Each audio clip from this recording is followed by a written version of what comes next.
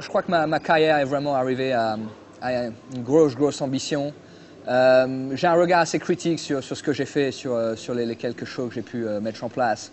Et je pense vraiment qu'on peut encore vraiment innover dans le air guitar. On choisit son morceau avant tout par rapport au feeling qu'on a avec, aux vibes.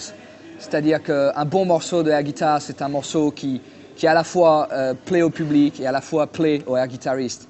Si je peux donner un conseil aux compétiteurs, c'est surtout de garder la guitare en main. C'est le plus important, c'est-à-dire qu'on peut être très charismatique, on peut avoir un personnage très important, très sympathique, être très nerveux sur scène et très sportif.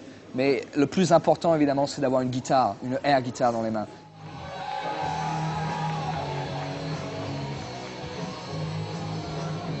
Ce qui m'a fait venir au air guitar, c'est toutes ces ondes qui se dégagent du rock and roll. Et moi, j'aime cette énergie.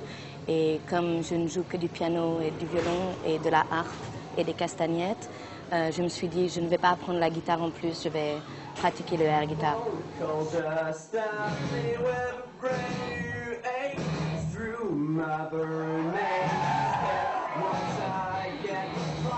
C'est vraiment très difficile, c'est-à-dire qu'on doit vraiment avoir une technique au niveau des doigts. Et moi d'ailleurs, je m'entraîne régulièrement avec des petites machines qui ont été fabriquées par des Américains, qui me permettent de travailler chaque phalange une par une.